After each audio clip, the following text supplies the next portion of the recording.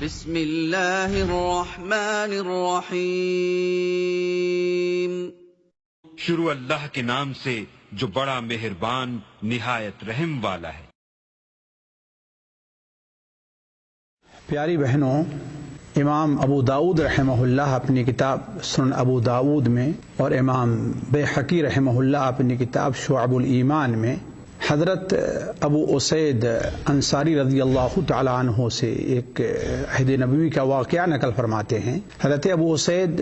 بیان کرتے ہیں کہ ایک بار میں نبی کریم صلی اللہ علیہ وسلم کے پاس موجود تھا۔ نبی صلی اللہ علیہ وسلم مسجد سے باہر ہوئے اور آپ نے دیکھا کہ راستے میں عورتیں اور مرد ایک ہی ساتھ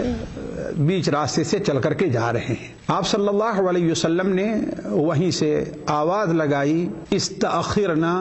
علی لیس لکن وسط الطریق یا لیس لکن ان تحققن الرجال فی الطریق علیکن بحافات الطریق، یعنی اے عورتوں پیچھے ہٹ جاؤ۔ استأخرنا، تمہارے لیے یہ مناسب نہیں ہے، یہ جائز نہیں ہے کہ مردوں کے ساتھ مل کر کے بیچ راستے میں چلو، تم کنارے کا راستہ اختیار کرو۔ حضرت ابو اسید رضی اللہ تعالیٰ عنہ بیان فرماتے ہیں کہ نبی کریم صلی اللہ علیہ وسلم کا یہ فرمان سن لینے کے بعد عورتیں اس کے بعد اس قدر دیوار سے مل کر کے چلتی تھیں، بیچ راستہ جو آنے جانے کا ہوتا تھا اسے مردوں کے لیے چھوڑ دیتی تھی اور خود دیوار سے اس قدر مل کر کے چلا کرتی تھی کہ بسا اوقات دیوار سے ان کے کپڑے اٹک جایا کرتے تھے۔ یہ ایک صحیح حدیث ہے جس سے ہمیں کئی فائدے حاصل ہوتے ہیں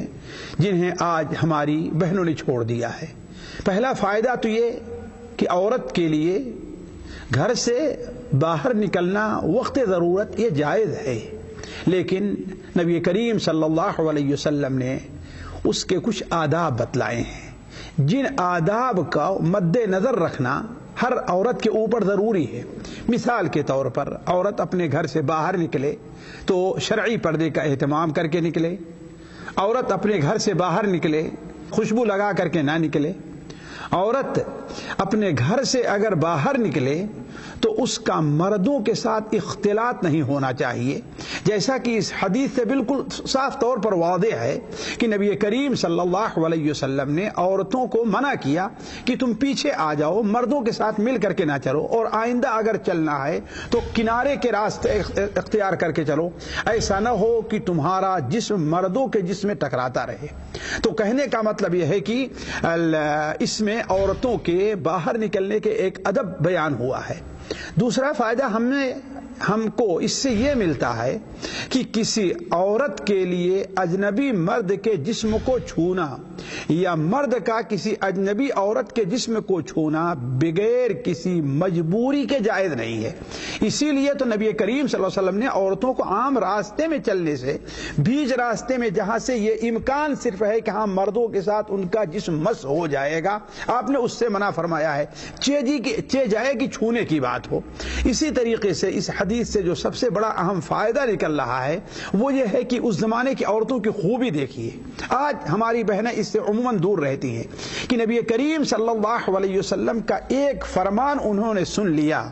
اور کس طریقے سے سختی کے ساتھ اس کے اوپر عمل پیرا ہو گئی، صرف عمل پیرا ہی نہیں بلکہ سختی کے ساتھ عمل پیرا ہو گئی۔ چنانچہ راوی خود بیان کرتے ہیں کہ اس کے بعد سے عورتوں نے صرف آپ صلی اللہ علیہ وسلم کا ایک فرمان سنا ہے، بس ہمارے پاس آپ صلی اللہ علیہ وسلم کتنے فرامین آتے ہیں، پردے سے متعلق آتے ہیں، نماز سے متعلق آتے ہیں، روزے سے متعلق آتے ہیں، سچ بولنے سے متعلق آتے ہیں، جھوٹ سے پرہیز سے متعلق آتے ہیں، غیر محرم عورتوں سے بلا وجہ کی بات کرنے یا نہ کرنے سے متعلق آتے ہیں، لیکن ہمارے کانوں پر جو نہیں ریگتی۔ لیکن اس زمانے کی عورتوں کی خوبی دیکھیے کہ آپ صلی اللہ علیہ وسلم کا صرف یہی فرمانا تھا کہ استأخرنا لیس لکن وسط الطریق، تم لوگ